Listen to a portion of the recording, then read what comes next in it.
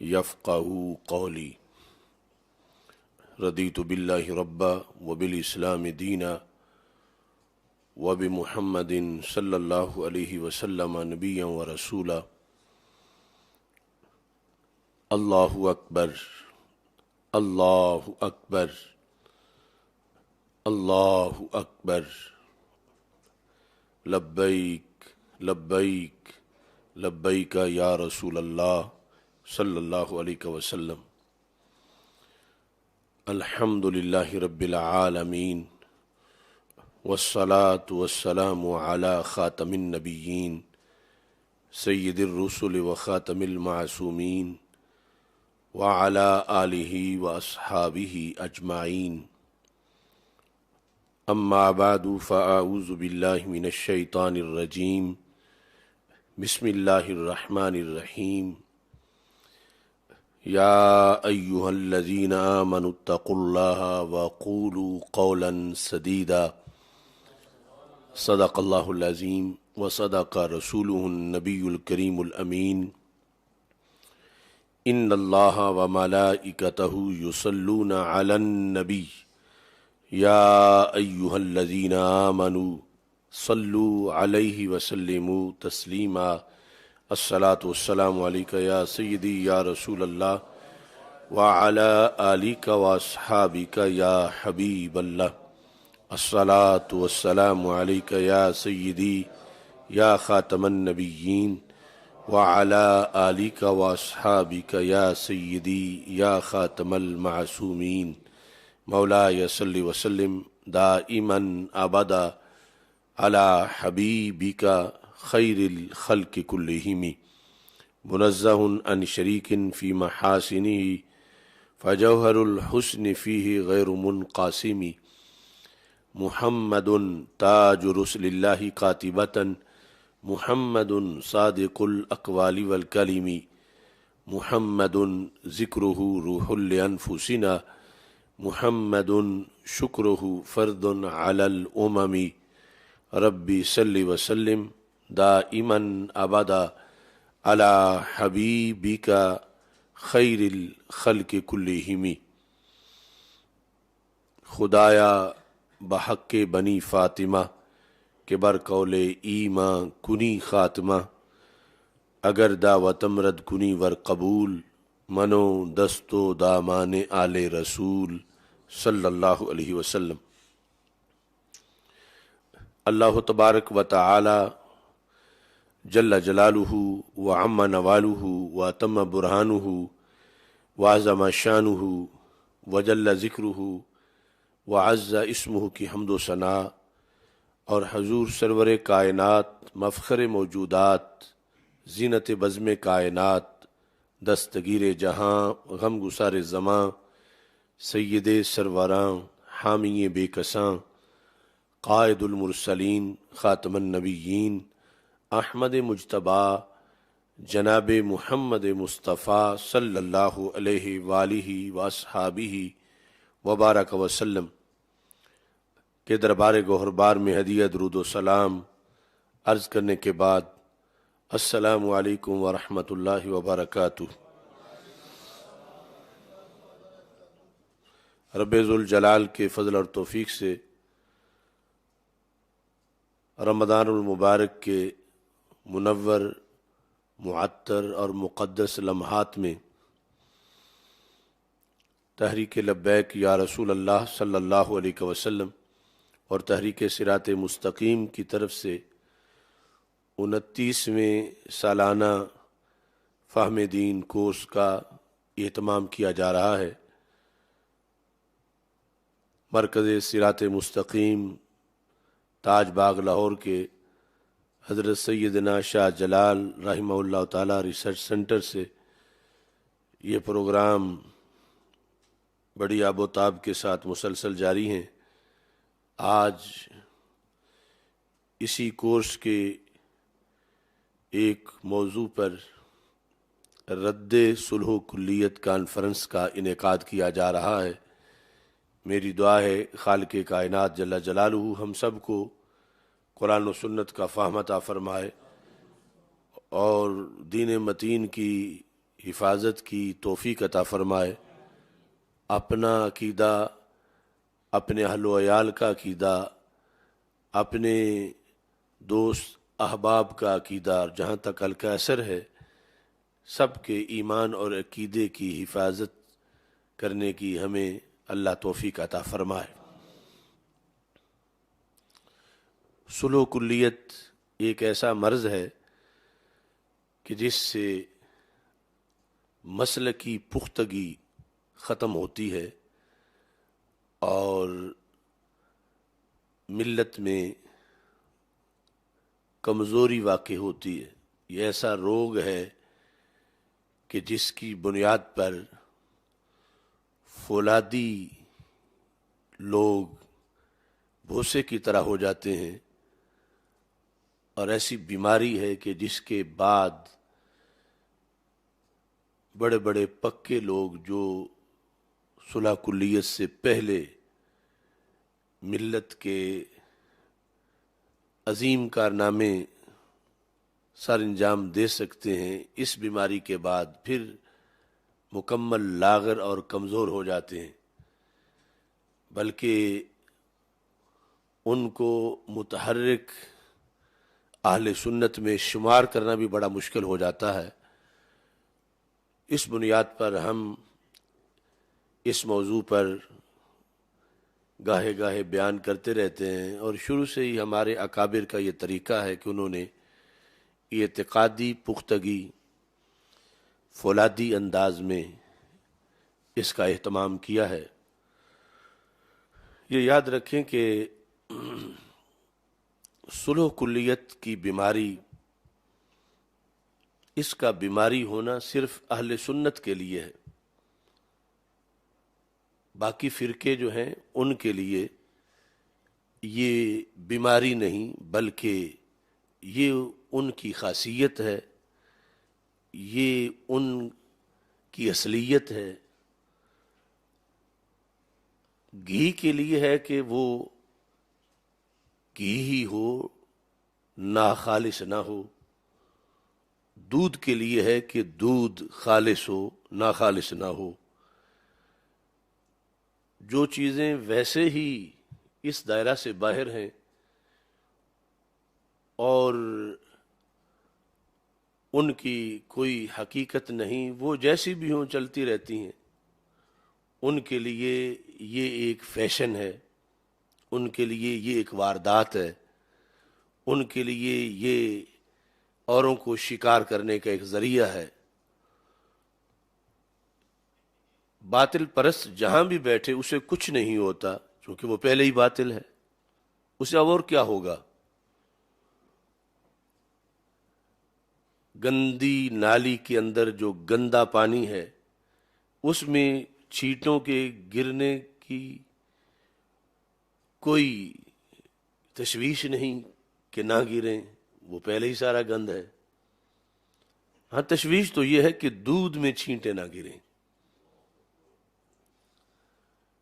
تو اس بنیاد پر یعنی یہ علاج بھی وہی کریں گے کہ جو اس جہاں یہ بیماری ہے، جس جہت میں یہ بیماری بنتی ہے، جہاں یہ بیماری ہے ہی نہیں بلکہ یہ تو ان کا وتیرہ ہے، تو ان کے لحاظ سے یہ موضوع کبھی بھی بیان نہیں کیا جائے گا۔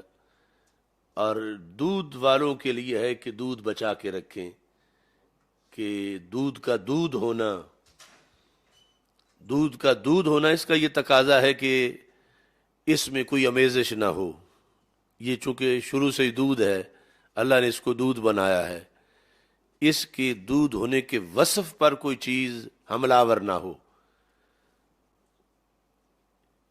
دودھ کی حفاظت جو کی جاتی ہے تو یہ دودھ کی بزدلی نہیں کہ پیشاب کو تو کوئی خطرہ نہیں، دودھ کو کیوں خطرہ ہے؟ گندی نالی میں پڑے ہوئے گند کو تو کوئی خطرہ نہیں، دودھ کے لیے کیوں اہتمام کرتے ہو؟ کوئی کہے کہ وہ تو پانی ہر طرف جاتا ہے، اسے تو کوئی خطرہ نہیں ہوتا، تو یہ دودھ اتنا ہی کمزور ہے کہ تم اس کے لیے پیرے لگا رہے ہو؟ تو یہ اس بندے کی حماقت ہے جو اس طرح کہتا ہے کہ باقی سب فرقوں کے لوگ بھی آتے جاتے ہیں، بیٹھتے ہیں، ہر کسی کی سنتے ہیں، اور تم سنی کو کیوں سنبھال کے رکھ رہے ہو اور پیرے لگا رہے ہو کہ اس کے کان اور کسی کی نہ سنے، اس کی آنکھ اور کہیں نہ دیکھے، یہ کہیں نہ چلا جائے، یہ کسی اور جگہ، کسی چراگاہ میں، کسی باڑے میں، کسی جگہ، کسی گھاٹ پہ نہ جائے۔ سنی کے لیے ہی کیوں پابندیاں ہیں؟ کیا یہ سنی بزدل ہے یا یہ کمزور ہے یا اس کی عقیدے کے اندر کمزوری ہے؟ اس بنیاد پر کر رہے ہو تو میں یہ غلط فہمی دور کرنا چاہتا ہوں۔ نہ دودھ کمزور ہے، نہ دودھ کی حقانیت میں کمزوری ہے، نہ دودھ میں بزدلی ہے۔ ہاں، دودھ کا دودھ ہونا یہ اس کا تقاضا ہے کہ یہ ان چیزوں کی طرح ہر طرف نہ پھیرا مارے جن چیزوں کا کوئی تقدس نہیں، کیونکہ ان کا تقدس ہوتا تو پھر ان کے لیے پابندیاں ہوتی۔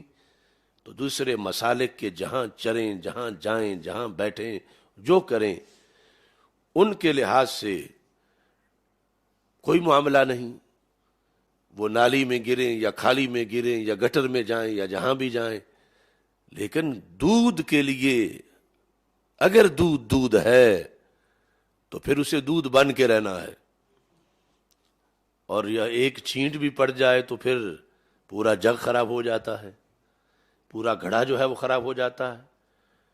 تو اس بنیاد پر یہ ابتداءً میں کچھ نام نہاد مفکرین کی بات کا جواب بھی دے رہا ہوں کہ سنی نہ بزدل ہے، نہ دلیل میں کمزور ہے، نہ کانا ہے، نہ یہ ایسے ہے کہ فوراً اس کو کوئی بدل سکتا ہے۔ یہ ہم جو سمجھا رہے ہیں تو وہ صرف اس لیے کہ یہ دودھ ہے اور دودھ کو پہچاننا چاہیے کہ وہ دودھ ہے، اور دودھ والوں کو دودھ کے تقدس کا اہتمام کرنا چاہیے۔ اسی کو ہی عرف عام میں فکر رضا سے تعبیر کیا جاتا ہے۔ صلح کلیت جو ہے بنیادی طور پر اس کی 3 قسمیں ہیں۔ ایک ہے صلح کلیت، عملی صلح کلیت، دوسری ہے قولی صلح کلیت، اور تیسری ہے تقریری صلح کلیت۔ عملی صلح کلیت یہ ہے کہ ہر کسی سے ملنا،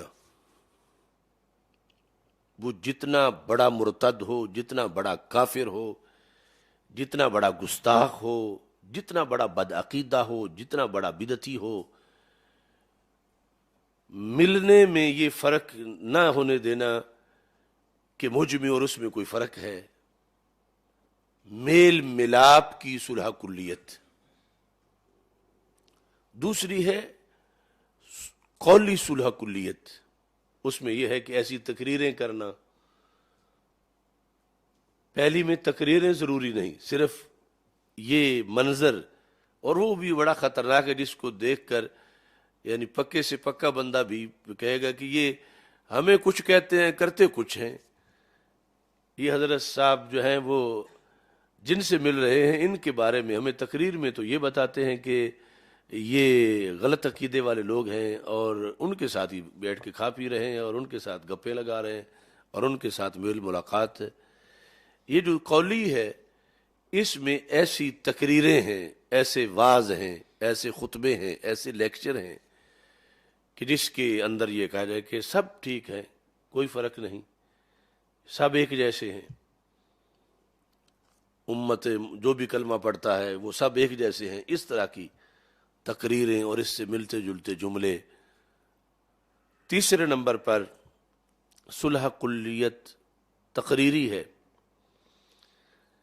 اس میں تقریر کا مطلب ہوتا ہے لغوی معنی پکا کرنا۔ اس وقت جب کوئی ایسا موقع آتا ہے کہ جب بتایا جائے، حق باطل کا فرق کیا جائے، اس وقت فرق نہ کرنا، باطل کو باطل نہ کہنا، حق کو حق نہ کہنا۔ لوگ منتظر ہیں کہ حضرت صاحب کوئی بیان دیں، لیکن اس پر خاموشی اختیار کرنا کہ خود ہی لوگ سمجھ لیں گے، خود ہی فیصلہ کر لیں گے. اور جس وقت اب حق اور باطل میں فرق نہیں کیا جائے گا تو پھر ظاہر ہے کہ اس کے اثرات پوری قوم پہ پڑیں گے، اور وہ جو تقریر ہے، جو اس کے خاموشی سے جو بات پکی کی جا رہی ہے، اس سے پھر آگے دیمک لگ جائے گی اچھے لوگوں کو بھی.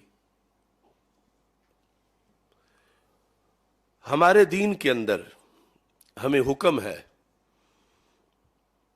جس طرح کہ میں نے خطبہ میں آیت کریمہ پڑھی، اللہ تعالی ارشاد فرماتا ہے، یہ 22ویں پارے میں سورہ احزاب کے اندر، یا ایھا الذین آمنوا اتقوا اللہ، اے لوگو جو ایمان لائے ہو. ایمان والوں کو حکم ہے، ایک تو یہ ہے کہ اللہ سے ڈرو، وقولوا قولا سدیدا، اور دوسرے نمبر پر بات سیدھی کرو، سیدھی بات کہو.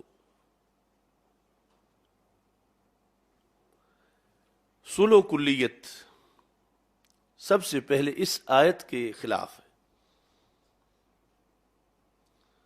ایک آیت نہیں، سینکڑوں آیات صلح و کلیت کے خلاف ہے.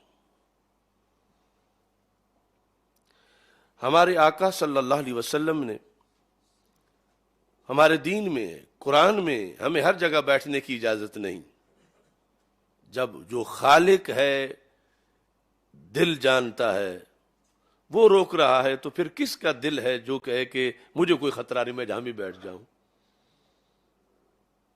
جب رب ذوالجلال بیٹھنے سے روکتا ہے تو پھر اسے تو پتہ ہے نا کہ دل مل جاتے ہیں، اور نہ چاہتے ہوئے بھی دل جو ہے وہ دل سے متاثر ہو جاتا ہے.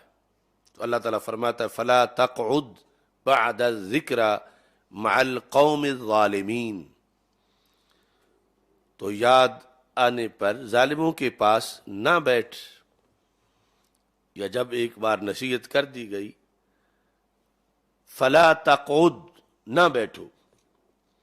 تو اللہ کے احکام ہیں، کہیں ہے یہ چیز نہ کھاؤ، نہی، کہیں یہ نہی ہے یہ چیز نہ دیکھو، کہیں یہ چیز ہے کہ یہ چیز نہ سنو. اور یہ قرآن کہتا ہے کہ کچھ جگہیں ایسی ہیں وہاں نہ بیٹھو. اب اللہ کہتا ہے نہ بیٹھو، صلح کلی کہتا ہے ہر جگہ بیٹھو. قوم ظالمین وہی ہے نا جن کا عقیدہ خراب ہے.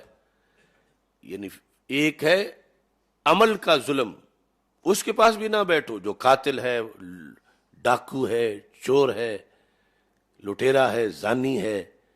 لیکن اس سے بڑا ظالم وہ ہے جو عقیدے کا ظلم کرتا ہے. وہ کسی بھی بد عقیدہ کمپنی کا بندہ ہے.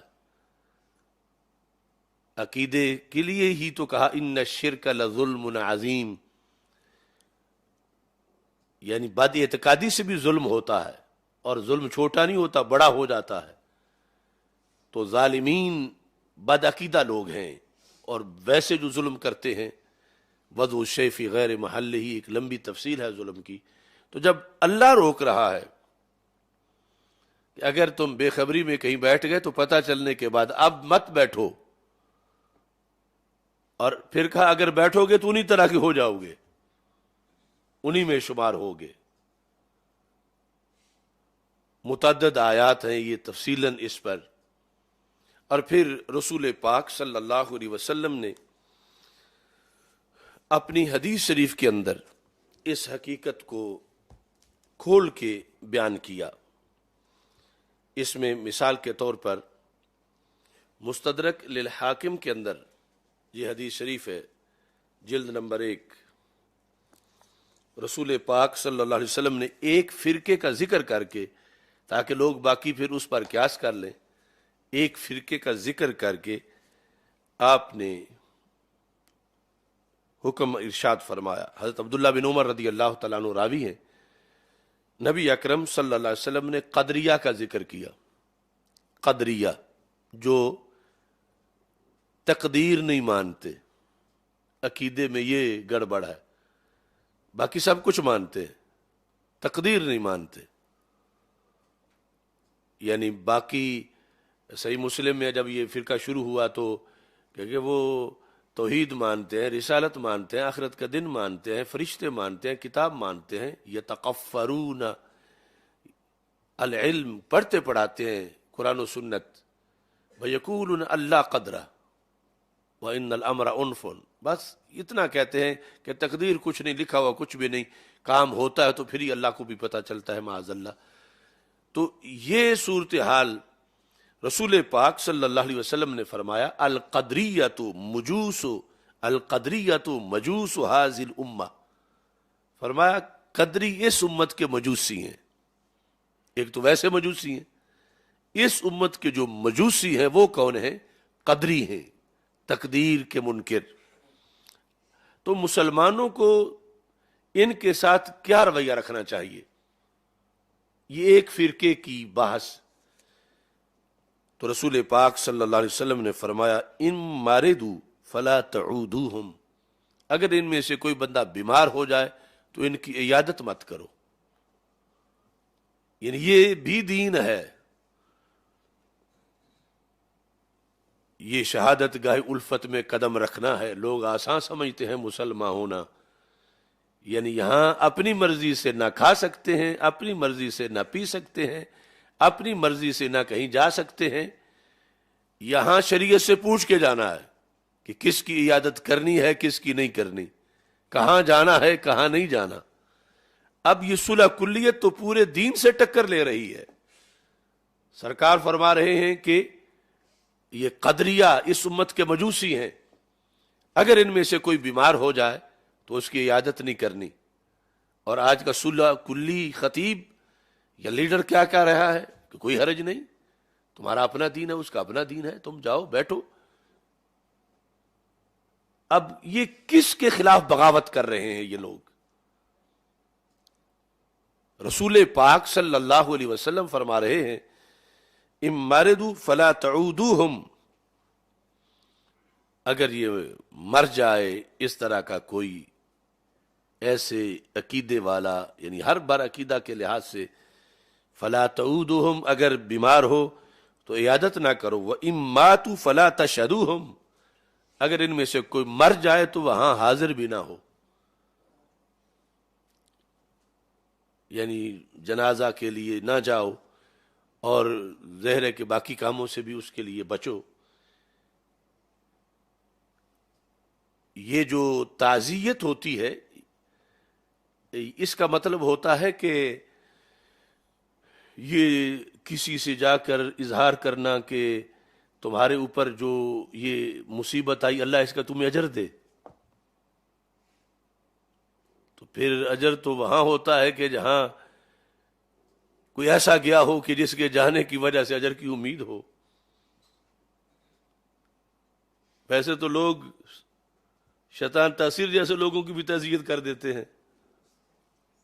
اس کا مطلب کیا بنتا ہے کہ اس کے واصل جہنم ہونے پر بیٹھنے تک اجازت دی تو پھر آہستہ آہستہ اغوا ہوا اور شیطان نے یوں اٹھایا کہ پھر واپس پلٹ کے نہ آیا. اس واسطے نبی اکرم نور مجسم شفیع معظم صلی اللہ علیہ وسلم کے یہ فرامین ہمیں یہ سبق دیتے ہیں کہ صلح کلیت سے بچا جائے اور بڑی سختی کے ساتھ بچا جائے. اور اس میں کوئی ایک حدیث نہیں، بہت زیادہ احادیث موجود ہیں. اب ایک حدیث جس پر پھر اعلی حضرت فاضل بریلوی رحمۃ اللہ علیہ نے فتاوی رضویہ شریف میں بحث بھی کی، یہ جلد نمبر 111 ہے. اس کے اندر آپ نے یہ ارشاد فرمایا 372 صفحے پر. اس حدیث کے کافی ماخذ ہیں. آپ فرماتے ہیں کہ رسول اکرم صلی اللہ علیہ وسلم نے بد مذہبوں کی نسبت فرمایا ولا تواکلوہم ولا تشاربوہم، یعنی ان کے ساتھ کھانا نہ کھاؤ اور پانی نہ پیو. ولا تناکحوہم، اور بیاہ شادی نہ کرو. اور پھر اس پر حضرت شاہ عبد العزیز محدث دہلوی کی تفسیر سے یہ نقل کیا، ہر کے بابیدہ تیاں انسو دوستی پیدا کند، نور ایمان و حلاوت آن از و برگیرن. جو شخص بد عقیدہ لوگوں سے دوستی اور پیار کرتا ہے اس سے نور ایمان سلب ہو جاتا ہے.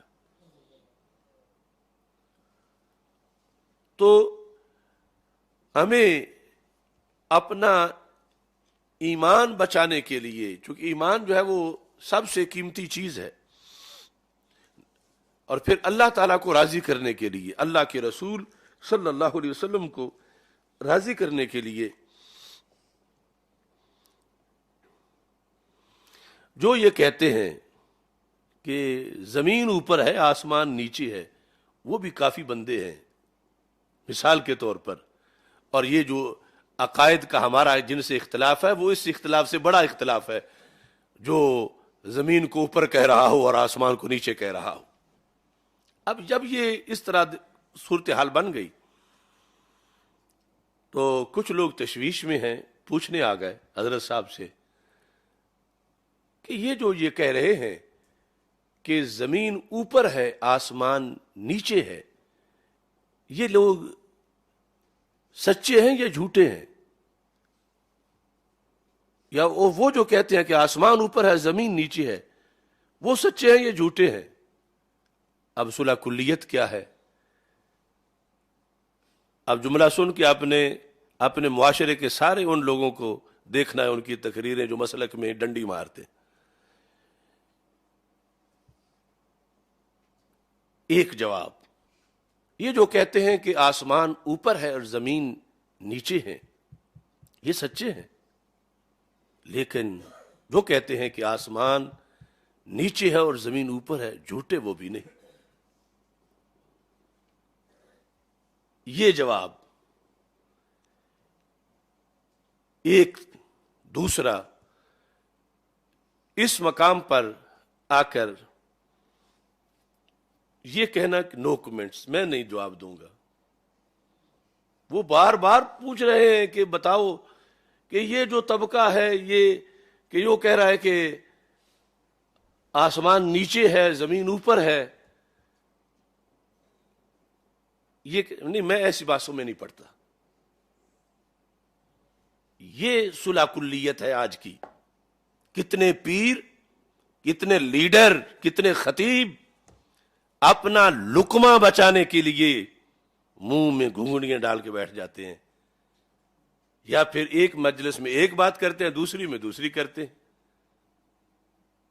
اب اس کو اگر کوئی بندہ کہے کہ ہم اعتدال پر ہیں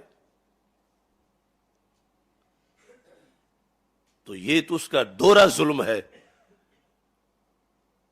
کہ اپنے غلط کام کو پھر وہ نیکی کا رنگ دے رہا ہے، یا یہ کہے کہ یہ ہم ایسی سختیوں میں نہیں پڑتے بس، یا یہ کہ ہم متنازع نہیں بننا چاہتے اس لیے میں نہیں جواب دوں گا. دیکھو نا یہ صورتحال کتنی واضح ہے کہ زمین نیچے ہے آسمان اوپر ہے. یہ بول نہیں رہے، کیوں کہ اگر بولوں گا تو ایک پارٹی تو پوری وہ ہے کہ جو مان رہی ہے کہ زمین اوپر ہے، تو میرے ہاتھ کیسے چومیں گے، وہ مجھے جلسے میں کیسے بلائیں گے، مجھ سے نکاح کیسے پڑھوائیں گے، میری دعوت وہ کیسے کریں گے، میرے ماننے والوں کو وہ اپنی مسجدوں میں امام کیسے رکھیں گے، میرا سلسلہ کیسے چلے گا؟ میں تو محدود ہو جاؤں گا، میں سمٹ جاؤں گا، میری پاپولیرٹی ڈیمیج ہو جائے گی، مجھے لوگ متنازع کہیں گے.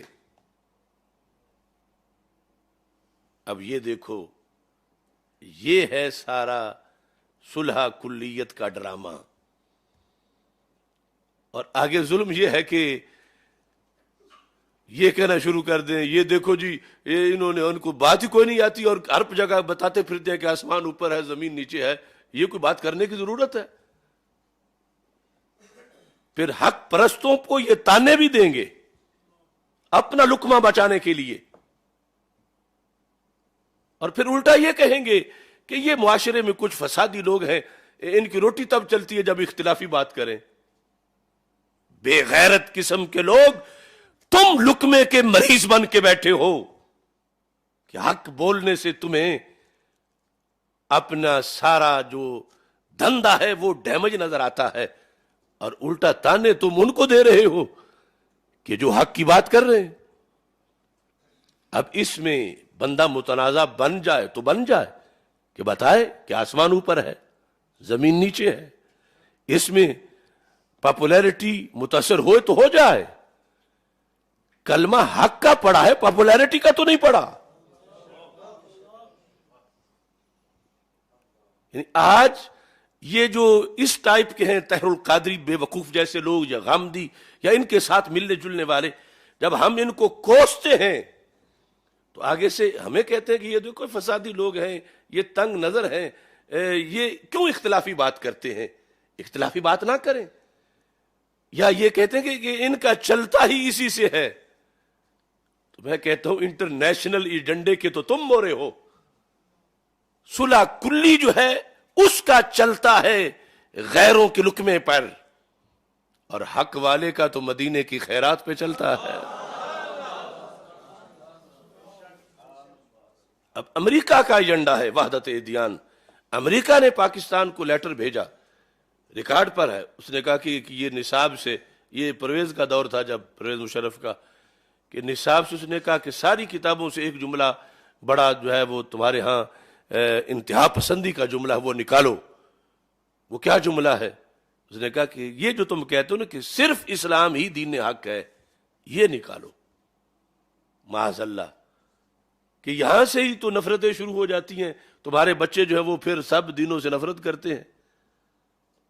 اب دیکھو، وہ تو اس اسلام ہی دین برحق ہے، اس پر انہیں تکلیف ہے، اور کہتے ہیں بدلو۔ ہم نے اس زمانے میں بھی کہا تھا کہ وہ اور نصاب ہیں جو بدلے جاتے ہیں، جس کتاب میں یہ ہے وہ بدلی نہیں جا سکتی۔ ان الدین عند اللہ الاسلام، یہ ہے اوپر ایجنڈا۔ اور ایک ہے وحدت ادیان اور دوسرا ہے وحدت مسالک۔ وحدت مسالک تب بنتی ہے جب صلح کلیت ہو، اور اسی پر ہی وحدت ادیان جا کے بنتی ہے۔ یہ طاہر القادری جب تک باہر ابھی اس کو کوئی نہیں پوچھتا تھا تو اس نے وحدت مسالک پہ کام کیا، اور اس کی وحدت مسالک کے عوض میں اس کو پھر وحدت ادیان کے لیے چنا گیا۔ تب اس نے ویمبلے کانفرنس میں سب ہندو، سکھ، نصرانی، کرسچن، یہ وہ یہودی سب اکٹھے کیے۔ یہ ہے اصل غیروں کے لیے کام کرنا۔ صلح کلیت ہے انٹرنیشنل ایجنڈے کا حصہ، صلح کلیت ہے غیروں کے ہاتھوں میں کھیلنا۔ ایک دین کی بات اور سچے مسلک کی بات، یہ غیروں کے ہاتھ میں کھیلنا نہیں، یہ غیروں کی فکر کے پرخچے اڑانا ہے۔ اب ان کو چرچ جو ہے وہ فنڈ دیتے ہیں، تو وہ کس لیے دیتے ہیں؟ ان کو غیروں نے اپنی گود میں بٹھایا ہے تو کام لینے کے لیے۔ جس طرح کرونے کے زمانے میں اس طاہر القادری نے حدیث کے بالکل اپوزٹ کھڑے ہو کر موقف پیش کیا، ہم نے رد کیا، ابھی جی رہا ہے، مجال ہے کہ رد کر سکے ہماری بات کا۔ ہم نے اگلے دن ابھی اس کی جو فدق پر تحریفات ہیں کتنے گھنٹے رد کیا۔ یہ سب کانے ہیں، اور ان میں یہ طاقت نہیں کہ حق کا سامنا کر سکیں، ورنہ تقریریں کرتے پھر رہے تو جواب دینا ہمارا۔ اس نے کرونا کے مسئلے پر پوری ملت کو بیچا، اور پھر پاکستان میں کئی 6 فٹی نمازیں اور اس طرح کے سلسلے شروع ہوئے، تو پھر تانے ہمیں دیتے ہیں۔ تو اس لیے ضمناً میں نے یہ کہا کہ اصل یہ ایجنڈا ہے غیروں کا، صلح کلیت، جس پر اب ان کو ہر فرقے میں جا کے بیٹھتے ہیں، دعوتیں کھاتے ہیں۔ ہم جس پر ہیں ہم ایک جگہ پر ہیں، اور ماہ مدینہ اپنی تجلی عطا کرے۔ یہ ڈھلتی چاندنی تو پہر دو پہر کی ہے، انہیں ہزاروں جگہوں سے وہ کچھ نہیں ملتا، ہمیں جو ایک جگہ سے سب کچھ ملتا ہے اللہ کے فضل سے۔ اب یہاں اس سلسلہ کے اندر ہمارے اکابر نے جو کہا اس سے پہلے میں اس بات کا جواب حدیث سے دینا چاہتا ہوں کہ جس فکر پہ میں ہوں، میں کیوں ہوں یا اکابر کیوں رہے، کہ اس کا حکم میرے آقا صلی اللہ علیہ وسلم نے دیا ہے، مدینہ منورہ سے آیا، اور جن اشاروں پہ یہ ناچتے ہیں وہ وائٹ ہاؤس کے ہیں، وہ ویسٹ کے ہیں، وہ یورپ کے ہیں، وہ یورپی یونین کے ہیں، وہ پینٹاگان کے ہیں، وہ غیروں کے ہیں۔ اب ایک حدیث شریف میں پیش کر رہا ہوں، قیامت تک کوئی صلح کلی اس کے ایک لفظ کا بھی جواب نہیں دے سکے گا انشاءاللہ۔ پہلے سب جو بیان کیا وہ بھی اسی طرح ہے۔ اب یہاں پر ہم تو اپنا فرض نبھانا چاہتے ہیں، ہمیں پتہ ہے کہ یہ کام مشکل بڑا ہے، کتنی پابندیاں ہم اس کا ذکر لفظ پہ کیسے کر سکیں۔ اب لوگ شوق سے مدینہ منورہ بیٹھے ہیں اور ہم ان پابندیوں کی وجہ سے نہیں جا سکے جو اس حکومت کی طرف سے، ان اداروں کی طرف سے ہمیں حق بیانی کی وجہ سے روکا گیا۔ اب یہ دیکھیں حدیث شریف میں رسول پاک صلی اللہ علیہ وسلم کا فرمان حدیث کی سینکڑوں کتابوں کے اندر موجود ہے۔ شرح مصابیح السنہ جلد نمبر 1، اس کی حدیث نمبر 190، اور یہ پھر خطبات ختم نبوت سے ہے۔ میرے آقا صلی اللہ علیہ وسلم نے مستقبل کی خبر دی، يحمل هذا العلم من كل خلف عدوله، فرمایا کہ مستقبل میں قیامت تک ہر نئی جنریشن میں میرے دین کے متوالے ضرور ہوں گے۔ کبھی بھی میرا دین اس کی سرزمین بنجر نہیں ہوگی، پانج نہیں ہوگی کہ اس دین کا نام لینے والی کوئی نہ ہو۔ یہ سرکار خبر دے کے گئے، لہذا جو کوئی جتنا زور لگا لے یہ مٹ جائیں گے، نہ مٹا ہے نہ مٹے گا کبھی چرچا تیرا۔ يحمل هذا العلم من كل خلف، یہ لفظ خلف ہے، لام پہ فتح پڑھنا ہے۔ تو گروی صاحب بیٹھے ہیں، کیونکہ یہ ساری تقریریں آگے رائج ہونی ہوتی ہیں، تو خلف اور خلف میں زمین و آسمان کا فرق ہے۔ اگر لام ساکن پڑھیں تو پھر وہ ہوتا ہے جو نااہل کسی کا خلیفہ بن جائے، اور اگر متحرک پڑھیں خلف تو پھر وہ جو اہل ہو اور کسی کا خلیفہ بن جائے۔ تو سرکار فرماتے ہیں من کل خلف، کہ جو بھی اسلاف میں سے اس لائق ہوں گے کہ وہ خلیفہ بنے، خلف، يحمل هذا العلم من كل خلف، ہر نئی جنریشن میں اس علم، اپنے علم کی طرف اشارہ کیا، اپنے دین، اپنی شریعت کی طرف، عدولہ، جو عادل ہوں گے، عدول عادل کی جمع۔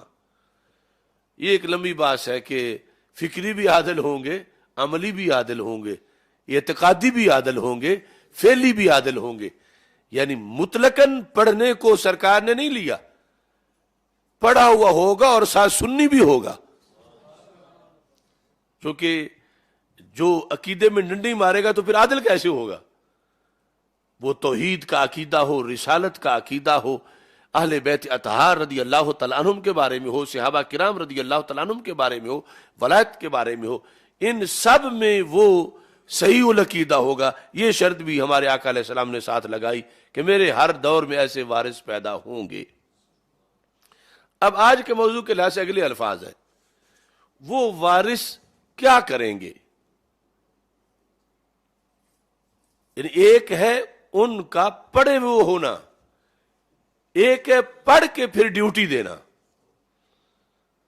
یعنی صرف ان کا علامت الدہر ہونا کافی نہیں ہے، صرف ان کا نابغہ روزگار ہونا کافی نہیں ہے، صرف ان کا بہت بڑا بحر العلوم ہونا کافی نہیں ہے، بلکہ سرکار دو عالم صلی اللہ علیہ وسلم نے فرمایا کہ یہ سب کچھ ہوتے ہوئے، صحیح عقیدہ ہوتے ہوئے، جو میرا وارث ہر دور میں جو ہوں گے میرے ورثاء، وہ 3 کام کریں گے، اور وہ تینوں کام ہیں صلح کلیت کا رد کرنا۔ تو ہم تو کرتے ہیں کہ سرکار نے ڈیوٹی لگائی ہے کہ پڑھنا ہے جس نے، پڑھ کے پھر آگے ڈیوٹی دینی ہے، اور ڈیوٹی دینی اس طرح نہیں ہے کہ جو پوچھتے ہیں کہ آسمان اوپر ہے یا آسمان نیچے ہے تو آگے سے یہ بولے ہی نہیں، اور معاشرے میں غلط نظریات جو ہیں وہ پھیل رہے ہوں۔ اب کوئی پوچھے یا نہ پوچھے، اس کا تو اپنا حق ہے کہ جب دیکھے کہ دنیا جو ہے وہ آسمان کو نیچے مان رہی ہے حالانکہ آسمان اونچے اوپر ہے تو یہ بول پڑے۔ تو ہمارے آقا صلی اللہ علیہ وسلم نے 3 ڈیوٹیاں لگائیں، 3 ڈیوٹیاں، اور یہ ڈیوٹیاں وقت کے مجدد سب سے پہلے کرتے ہیں اور پھر ان کے ماننے والے کرتے ہیں۔ تو ہم چونکہ مجددین کے کارکنان ہیں تو مجددوں نے اپنے اپنے زمانے میں یہ کام کیا تو ہم ان کے کارکن ہیں، تو سرکار دو عالم صلی اللہ علیہ وسلم کا حکم ہے اس لیے ہم یہ کام کرتے ہیں۔ تو ہم رد صلح کلیت، صرف یہ کانفرنس نہیں، ہمارے جتنے سیمینار ہیں، جتنی کانفرنسیں ہیں، جتنے فہم دین کورس ہیں، ان سب میں وہ اس ڈیوٹی کا تقاضا ہے جو ڈیوٹی رسول پاک صلی اللہ علیہ وسلم نے ہر زمانے میں اپنی ملت میں بننے والے علماء کی لگائی۔ کیا؟ سب سے پہلے فرمایا ینفون عنہ تحریف الغالین، ہر زمانے میں جو میرے ورثاء ہوں گے وہ دین سے، ینفون عنہ یہ ضمیر کا مرجع دین ہے، دین سے کاٹ کے سائڈ پہ کریں گے۔ کس چیز کو؟ جو غالی لوگ تعریف کریں گے، تحریف الغالین۔ ہر زمانے میں، اب ضمن سرکار بتا گئے کہ تحریف ہونی ہے، یہ دھندا کچھ لوگوں نے کرنا ہے، تحریف ہے دین بدلنا، غیر دین کو دین بنانا۔ تو ایک طرف غیر دین کو دین بنانے والے ہوں گے تو مقابلے میں میرا وارث ہوگا، وہ کیا کرے گا؟ وہ لوگوں کو ایک ایک چیز نکال کے بتائے گا کہ یہ اصل دین ہے اور یہ تعریف ہو چکی ہے، یہ اصل حوالہ ہے، یہ لوگوں نے تبدیلی کر دی ہے۔ اب صلح کلی کہتا ہے کہ کسی کو کچھ نہ کہو، سرکار فرماتے ہیں کہ بد عقیدہ کی ایسی تیسی کرو، نفی کا لفظ بولا، ینفون عنہ تحریف الغالین، دین میں غالیوں نے جو دین کے اندر تبدیلی کر دی ہے۔ فرمایا میرا جو وارث ہے وہ ایک تو اس کا کام تھا کہ پڑھے، پورا صلاحیت حاصل کرے، لیکن اس کے بعد چھٹی نہیں ہے، اب کام تو بھی شروع ہوا ہے کہ اس نے اپنے معاشرے میں غالی لوگوں کی تحریف کا بدلہ لینا ہے، تو اسے پھر باخبر ہونا پڑے گا، اسے ہر غالی کا پتہ کرنا پڑے گا، اسے غالیوں کی لسٹ بنانی پڑے گی، اس کو پھر غالیوں کا تعاقب کرنا پڑے گا، ہر غالی نے جو غلو کیا ہے اس کی ڈیوٹی سرکار لگا رہے ہیں، گنبد خضرا میں دیکھ رہے ہیں صلی اللہ علیہ وسلم کہ غالیوں نے ایسا کیا تو اب میرا وارث جو ہے وہ میرے ورثاء وہ ایسا کام کریں۔ اب صلح کلی کہتا ہے وہ بھی ٹھیک ہے، یہ بھی ٹھیک ہے، سارے سچے ہیں، سب ٹھیک ہے، لیکن سرکار فرماتے ہیں ایک ٹھیک ہے، وہ دین برحق، اور یقیناً غالی جو ہے وہ واردات کر گئے ہیں لیکن میرا وارث وہ بدلہ لے گا۔ تو اس بنیاد پر پہلی ڈیوٹی یہ لگائی کہ جہاں جہاں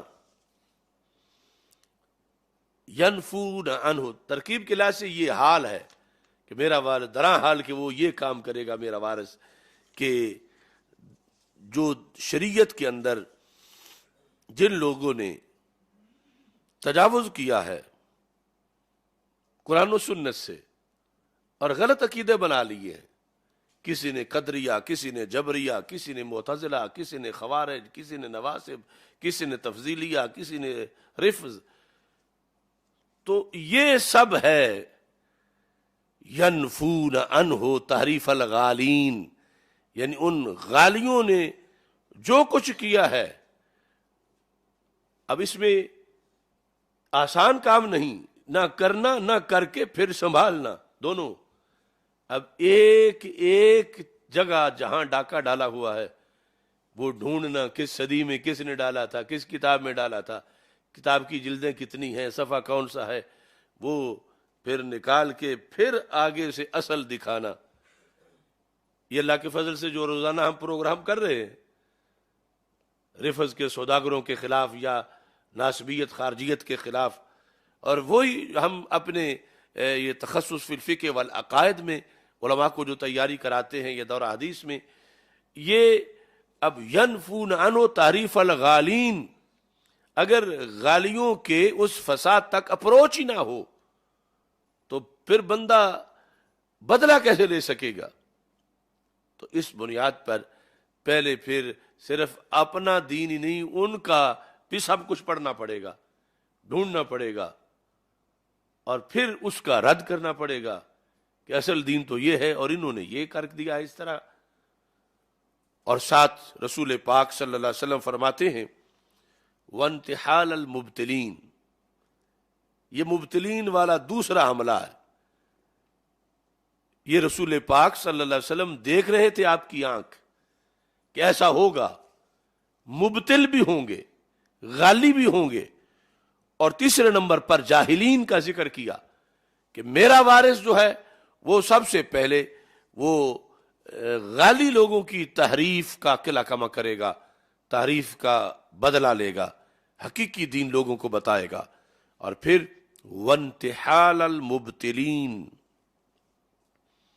مبتل، مبتل ایک ہوتا ہے باطل، یہ ہے مبتل یعنی باطل کام کرنے والا، حدیثیں گھڑنے والا، اپنی طرف سے غلط فتوے دینے والا، فتویٰ فروشی کرنے والا، مبتل. تو ایسا ہونا تھا، سرکار نے خبر دی کہ ایسا ہوگا، تو پھر فرمایا کہ جو میرے ورثاء ہوں گے وہ یہ دھاندلی نہیں ہونے دیں گے، دین میرا قیامت تک صحیح جائے گا. اور دھاندلی تب رکے گی جب صلح کلیت نہیں ہوگی. صلح کلیت کا تو مطلب ہے کہ جو کوئی کرتا پھرے، لکڑ ہضم، پتھر ہضم، سب ٹھیک ہے. لیکن سرکار فرماتے ہیں سب ٹھیک نہیں ہے. میرے دین میں جن لوگوں نے تعریف کی، میرے غلام اس تعریف کا بدلہ لیں گے. اور جن لوگوں نے باطل پرستی سے انتحال کیا، انتحال المبتلین یعنی ہیلا سازی کی باطل پرستوں نے، فرمایا ان کے خلاف بھی میرے وارث جو ہیں وہ کھڑے ہوں گے. وہ صلح کلی نہیں بنیں گے کہ دین کے علماء ربانی بھی ٹھیک ہے، ادھر باطل پرست بھی ٹھیک ہے، یہ بھی ٹھیک ہے، وہ غالی بھی ٹھیک ہے. ایسا نہیں ہوگا، بدلہ لیں گے. تیسرے نمبر پر وَتَأْوِيلَ الْجَاهِلِينَ، یہ اب متن کے لفظ ہیں، يَنْفُونَ عَنْهُ تحریف الغالین وانتحال المبتلین وتأویل الجاہلین. فرمایا جو میرے کارکن ہوں گے اس زمانے میں جب ایسا انتشار امت میں آئے گا کہ کہیں تعریف ہو رہی ہے، کہیں باطل پرستی سے ہیلا سازی ہو رہی ہے، اور کہیں جاہل لوگ تعویلیں کر رہے ہیں. یہ تین بڑے شعبے ہیں دین پر حملوں کے، اور یہ اندرونی سطح سے ہیں سارے. غالی بھی کلمہ پڑھتا ہے، ہیلا ساز بھی کلمہ پڑھتا ہے، اور جاہل بھی کلمہ پڑھتا ہے، اور کلمہ پڑھ کے اسلام کی چھتری کے نیچے ہیں اور حملہ بھی کر رہے ہیں. اور ادھر لوگ کہتے ہیں کہ کسی کو کچھ نہ کہو. سرکار فرماتے ہیں کہ ان سے بدلہ لو. تاویل الجاہلین، تاویل الجاہلین، تیری نظر خارزار شب میں گلاب تحریر کر چکی تھی، اجاڑ نیندوں کے خواب میں انقلاب تحریر کر چکی تھی. میرے ذہن کے فلک پہ جو سوال چمکے تو میں نے دیکھا، تیرے زمانے کی خاک ان کے جواب تحریر کر چکی تھی. تاویل الجاہلین یہ ساری کیٹیگریز ہیں. تحریف الغالین یہ ہے علماء سو، سارے بد عقیدہ. اور اسی کے اندر وہ حکمران جو دین بدل کے اپنا بنا کے پیش کرتے ہیں، اور انتحال المبتلین ہیلا ساز ہیں طاہر القادری جیسے، غامدی جیسے. اور تعویل الجاہلین یہ ہے ان پڑھ سجادہ نشین، جو تقاضا یہ کرتے ہیں کہ جو ہم کہیں وہی دین مانا جائے.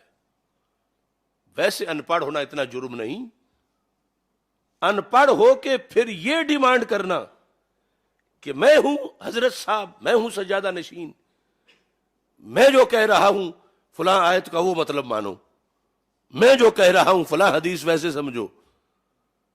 تو سرکار نے فرمایا معاف ان کو بھی نہیں کرنا.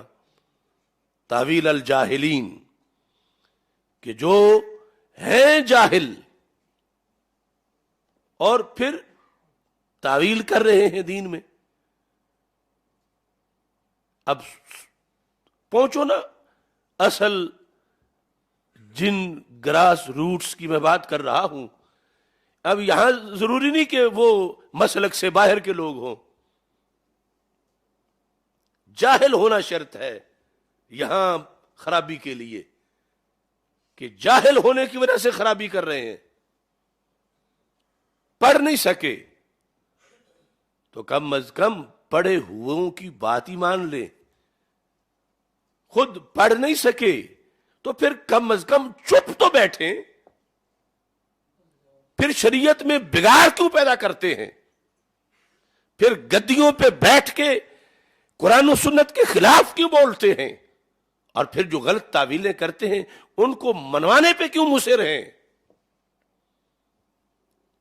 اب ایک سروے کر لو ساری گدیوں کا، جو پڑے ہوئے ہیں اور حق بیان کر رہے ہیں ان کو کروڑوں سلام،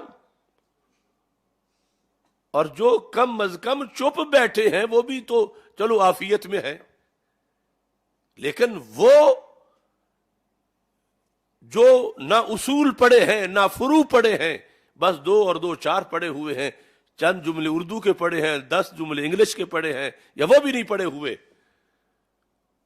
اور آج وہ کہتے ہیں کہ عقیدے کی شرح ہم کریں گے، فقہ کی فتوے ہم دیں گے. یعنی جو جب دین میں ضرورت پڑ جاتی ہے تو ہمارا بولا ہوا مانا جائے. کیوں؟ ہمارے 10 لاکھ مرید ہیں. وہ مرید ہونا اور بات ہے، حق جاننا اور بات ہے.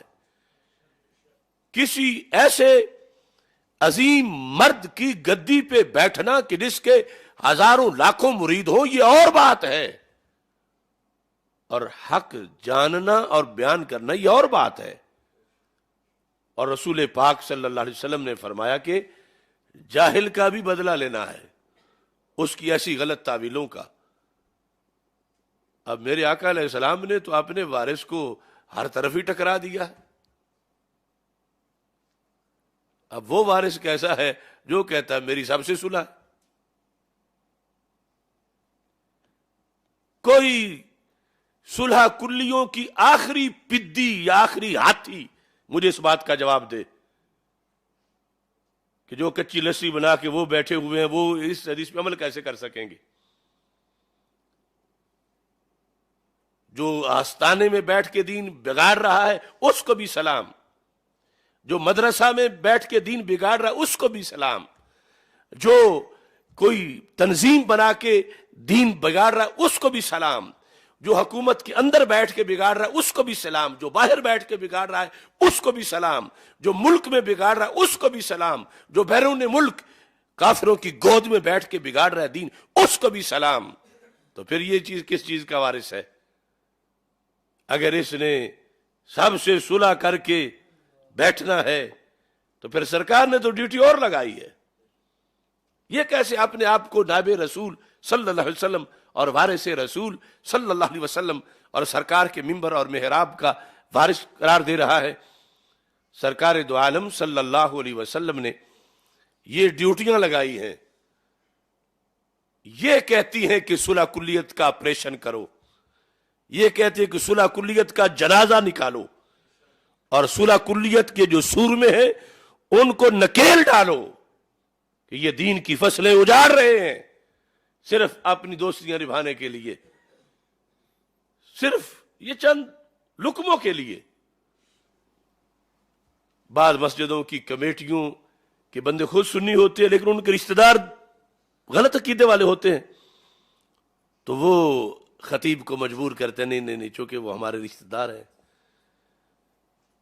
بعض کے کاروباری پارٹنر ایسے ہوتے ہیں، پھر کچھ پیروں کے داماد بہنوئی خود ایسے، ارے یہ شہادت گاہ الفت میں قدم رکھنا ہے، لوگ آسان سمجھتے ہیں مسلمان ہونا، یہ بیان کرنے والے پہ پھر یہ پدیاں صلح کلیت کی تانے دیتی ہیں کہ یہ اپنا دھندا چلانے کے لیے کر رہے ہیں۔ بے غیرتوں، یہ سرکار کے فرمان پہ عمل کر رہے ہیں، دھندے تم چلا رہے ہو، کبھی کسی کی پلیٹیں چاٹتے ہو، کبھی کسی کے کندھوں پہ جا بیٹھتے ہو، کسی کی گود میں، اور آج لے ان کی پناہ، آج مدد مانگ ان سے، کل نہ مانیں گے قیامت کو اگر مان گیا۔ کہ رسول پاک صلی اللہ علیہ وسلم یہ ڈیوٹی لگا کے گئے ہیں، اور ادھر یہ کام مشکل بڑا ہے، اور مشکل کام کو نہ کرنے والا اگر نہ کر سکے تو کم از کم بک بک تو نہ کرے۔ پھر یہ مثالیں دیتے رہتے ہیں کہ ہم یوں کر لیتے ہیں کہ ایک آپریشن ہوتا ہے، ایک شعاؤں سے ہوتا ہے، اور ایک جو ہے وہ آلات سے ہوتا ہے۔ ارے جب شعاع سے ہو ہی نہ سکے، آلات سے ہی ہوتا ہو تو پھر آلات والا بھی کرنا پڑتا ہے۔ صورتحال ہے نا، دیکھیں نا، اب دین کی حفاظت مقدم ہے، دین کی حفاظت مقدم ہے۔ اگر وہ دین کی حفاظت شمع بننے سے ہو تو پھر بھی کرو، لیکن اگر دین کی حفاظت کے لیے شعلہ بننا پڑے تو پھر بنو، اور نہ بن پاؤ تو پھر اس پر اعتراض تو نہ کرو۔ ظلم تو یہ ہے۔ اب ہماری تقریروں پر کئی مراکز میں، کئی اداروں میں پابندیاں ہیں طلباء پر کہ مت سننا، کہ سنیں گے تو ان کو پتہ چل جائے گا کہ ہمارے حضرت صاحب تو کسی اور کھاتے میں لگے ہوئے ہیں اور دین کچھ اور چاہتا ہے۔ ارے ہماری پابندیاں لگا کر کیا نکالو گے؟ کل اللہ کو منہ کیا دکھانا ہے؟ رب ذوالجلال کو بھی تو جواب دینا ہے۔ اب دیکھیے، یہ الکفایہ ہے، الکفایہ کے اندر خطیب بغدادی کا یہ فرمان ہے۔ خطیب بغدادی نے تو یہ ذکر کیا کہ امام احمد بن حنبل کے پاس ایک حضرت صاحب حاضر ہوئے، صفحہ نمبر 178 ہے، ابھی تمہید ہے اور یہ ٹائم تو کافی زیادہ ہو رہا ہے۔ تو محمد بن بندار سباک جرجانی وہ کہتے ہیں، اب میں نام کسی کا نہیں لوں گا، لیکن جن جن پر فٹ آ رہا ہے وہ علیحدہ بیٹھ کے سوچ کے تائب ہو جائیں ایسی باتوں سے، جو وہ صلح کلیت کی تینوں شکلوں میں سے کسی طرح کی بھی کرتے ہیں۔ اور یہ نہیں کہ وہ مجھ پہ کوئی احسان کریں گے، اپنے اوپر احسان کریں اور دین کی حفاظت کے لیے اپنا کردار ادا کریں۔ یہ کہتے ہیں قلت لأحمد بن حنبل، میں نے امام احمد بن حنبل سے کہا، انہ لیشتد علی ان اقول فلان ضعیف وفلان کذاب، کہا کہ حضرت مجھ سے تو یہ کام نہیں ہوتا کہ میں یہ کہوں کہ فلاں راوی جو ہے وہ ضعیف ہے اور فلاں جو ہے وہ جھوٹا ہے۔ بڑی بڑی ہستیاں ہیں زمانے کی مشہور، اور یہ کچھ لوگ اس کام میں لگے رہتے ہیں کہ فلاں کذاب ہے، فلاں جھوٹا ہے، فلاں جو ہے وہ ضعیف ہے۔ یہ سخت تقریریں مجھ سے نہیں ہوتی، میں شعلہ نہیں بن سکتا کہ کسی کے بارے میں میں یہ کہوں. یہ ٹھیک ہے کہ چلو اپنی جگہ اس نے حدیث میں گڑبڑ کی ہوئی ہے، وہ ضعیفی اور ہے وہ کذاب ہی، لیکن غیروی صاحب آج کے حالات میں دیکھ لیں، جو تفضیلیت کے، رافضیت کے، ناسبیت کے، خارجیت کے، قادیانیت کے، روابط کے گرو ہیں، ان کے خلاف بولنے میں کچھ لوگ بڑے سیریس ہیں کہ جلالی بولتا تو بولتا، پھر ہم تو نہیں بولیں گے. کیوں نہیں بولیں گے؟ یہ ہم سے تو نہیں کہا جاتا کہ ہم خواہ مخواہ کسی کو کہتے پھرے وہ ضعیف ہے، وہ کذاب ہے، یعنی وہ بد عقیدہ ہے، وہ رافضی ہے، وہ خارجی ہے. یہ ایسی تقریر ہم سے نہیں ہوتی. امام احمد بن حنبل کو اس زمانے میں محمد بن بندار نے جا کر خود ہی اپنا کہا کہ امام، یہ کئی لوگ جو ہیں وہ بڑی جارحانہ تقریریں کرتے ہیں، بڑے جارحانہ ان کے انداز ہیں، بات صلح صفائی کی ہونی چاہیے. وہ کہتے ہیں فلاں جھوٹا ہے، فلاں کاذب ہے، فلاں یہ ہے، فلاں بد عقیدہ ہے. مجھ سے تو ایسا نہیں ہوتا. امام احمد بن حنبل کو جب یہ کہا گیا، آج کے عہد کے سارے لوگوں کو میں دعوت دے رہا ہوں جو ہمیں نشتر مارتے رہتے ہیں اپنے حجروں اور گھرنوں میں بیٹھ کر کہ یہ جلالی پتہ نہیں اس کو ہو کیا گیا ہے، کسی کو چھوڑ نہیں رہا. میں تو کسی کو چھیڑ نہیں رہا. اگر ویسے کوئی چھوڑا نہیں جا رہا اپنے اعمال کی وجہ سے تو پھر چھوڑا بھی نہیں جائے گا انشاءاللہ. اب میرے امام نے کیا جواب دیا؟ فقال احمد، یہ میں آج کے کئی گونگے شیخ الحدیثوں کو کہتا ہوں، عزت ان کی بڑی ہے، مگر بالکل سینیریو میں چپ کر گئے ہیں. اپنی روٹی کے لیے بھی بولتے ہیں، بوٹی کے لیے بھی بولتے ہیں، دین کے لیے آج ان کے پاس کوئی جملہ نہیں. اگر بولیں تو یہ کہتے ہیں کہ جلالی جو ہے وہ بس وہ آگ لگا رہا ہے، وہ یہ کر رہا ہے. اپنے حصے کا حق تم بھی بولو. ولا تکتموا الشہادہ، گواہی جو تمہارے پاس ہے تو کیوں نہیں دے رہے؟ کس کا ڈر ہے؟ کس وجہ سے چپ ہو؟ امام احمد بن حنبل نے جواب دیا اس سائل کو. ظاہر ہے کہ وہ بھی بہت بڑی شخصیت تھے. آپ نے فرمایا اذا سکت انت وسکت انا، اگر یہ جو ٹولہ ہے حدیث میں ملاوٹ کرنے والا، بد عقیدہ لوگ، دین میں گڑبڑ کرنے والے، ان کے خلاف بولنے سے میں بھی چپ کر جاؤں، حضرت آپ بھی چپ کر جاؤ، فمتا یعرف الجاہل الصحیح من السقیم، تو بیچارے جاہل کو کیسے پتا چلے گا کہ صحیح کون ہے اور غلط کون ہے؟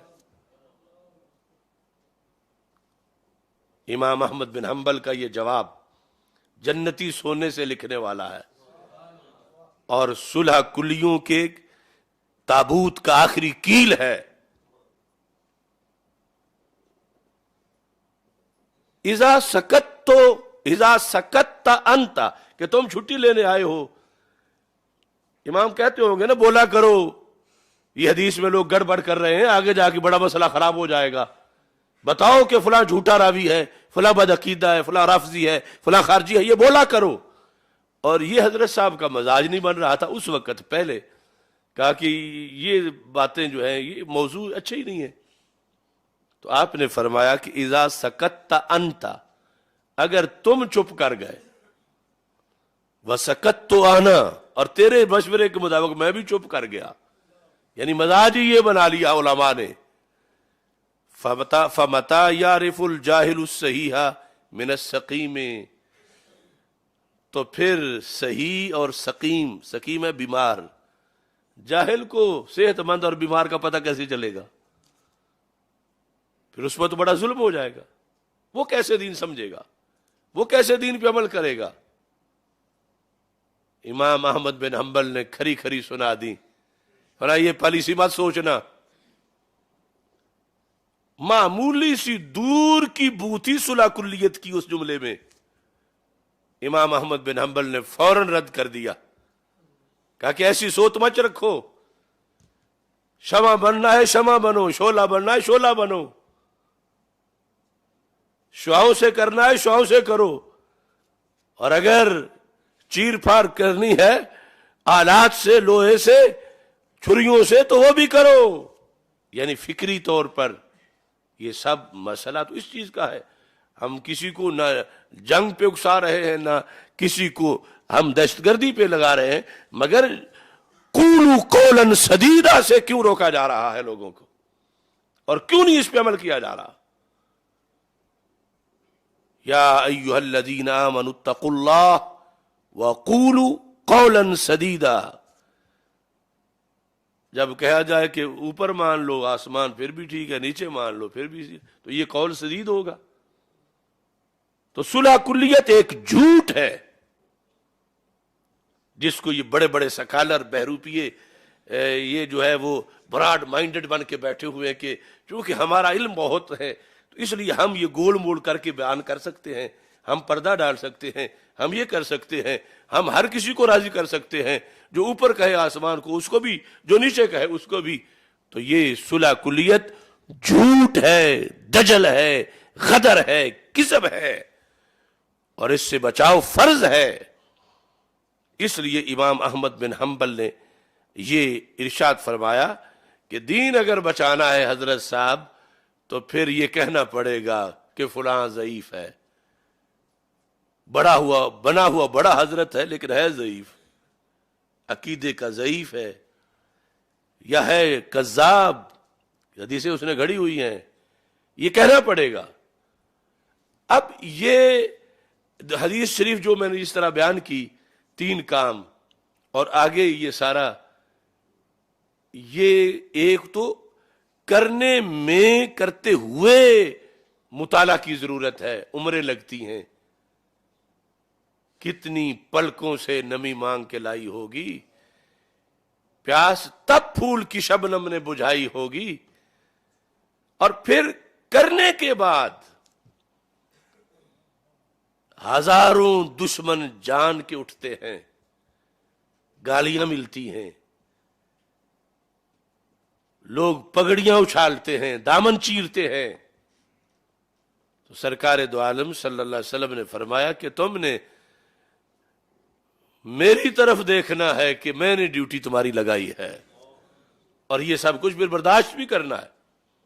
اب جب غالیوں کی تعریف کا بدلہ لوگے، جب مبتل باطل پرستوں کی ہیلہ سازی کا بدلہ لوگے سرکار صلی اللہ علیہ وسلم کے کہنے پر، جب جاہلوں کی تعویل کا بدلہ لوگے، تو سلام کرنے والوں میں تو کمی آئے گی، ہاتھ چومنے والوں میں کمی آئے گی، نذرانہ دینے والوں میں کمی آئے گی، مرید بننے والوں میں کمی آئے گی، پیچھے نماز پڑھنے والوں میں بھی کمی آئے گی۔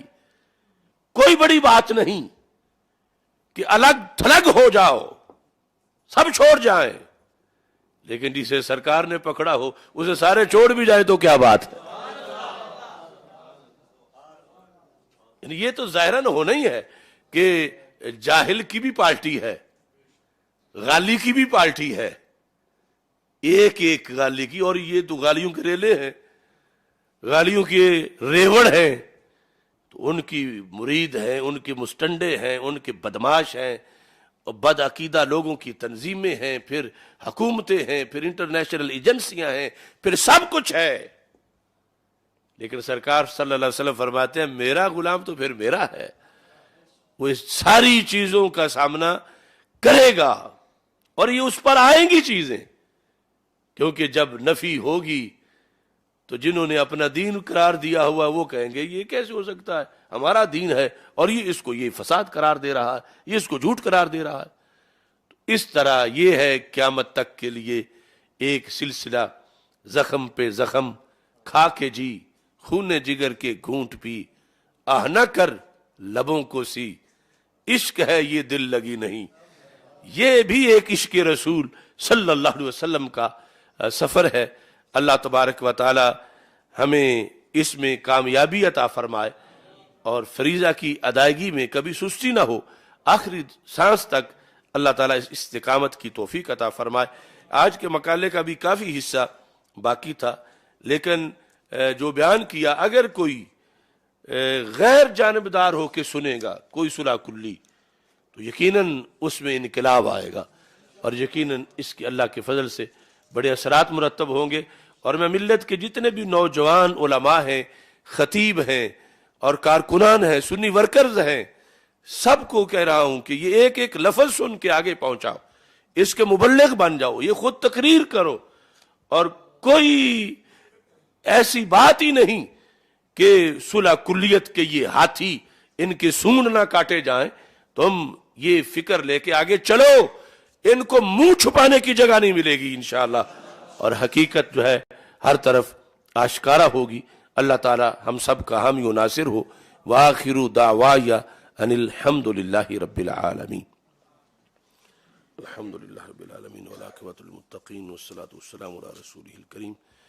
استغفر اللہ لا الہ الا اللہ وحدہ لا شریک لہ لہ الملک ولہ الحمد وہو علی کل شیء قدیر۔ یا قاضی الحاجات اقض حاجاتنا، یا شافی الامراض اشف مرضانا، یا دافع البلیات ادفع عنا شر الظالمین والفاسقین۔ اللہم اصلح امت محمد صلی اللہ علیہ وسلم، اللہم ارحم امت محمد صلی اللہ علیہ وسلم، اللہم فرج عن امت محمد صلی اللہ علیہ وسلم، اللہم بارک لنا فی الامور کلہا، اللہم بارک لنا فی منہجنا ومرکزنا، اللہم بارک لنا فی المدرسین والمعاونین والمجاہدین والمناظرین والمصنفین۔ یا الہ العالمین، بیماروں کو شفا عطا فرما، محمد علی رضا صاحب کو شفا کاملہ عاجلہ عطا فرما، یا اللہ ان کے گھر میں خیر و برکت عطا فرما۔ محمد کامران رضا اتاری انڈیا سے، یا اللہ ان کے گھر کی جو پریشانیاں ہیں وہ دور فرما۔ یا الہ العالمین، مفتی محمد طاہر نواز قادری صاحب کو شفا کاملہ عاجلہ عطا فرما۔ مولانا صدام اتاری جلالی صاحب کی والدہ کو شفا کاملہ عاجلہ عطا فرما۔ محمد حسن سکندر جلالی صاحب کو شفا کاملہ عاجلہ عطا فرما۔ یا اللہ میرے والد محترم کو شفا کاملہ عاجلہ عطا فرما۔ یا اللہ بندہ ناچیز کو شفا کاملہ عاجلہ عطا فرما۔ عازب الباس رب الناس اشف وانت الشافی شفا لا یغادر سقما۔ وصلی اللہ تعالی علی حبیبہ خیر خلقہ سیدنا و مولانا محمد و آلہ و صحبہ اجمعین برحمتہ۔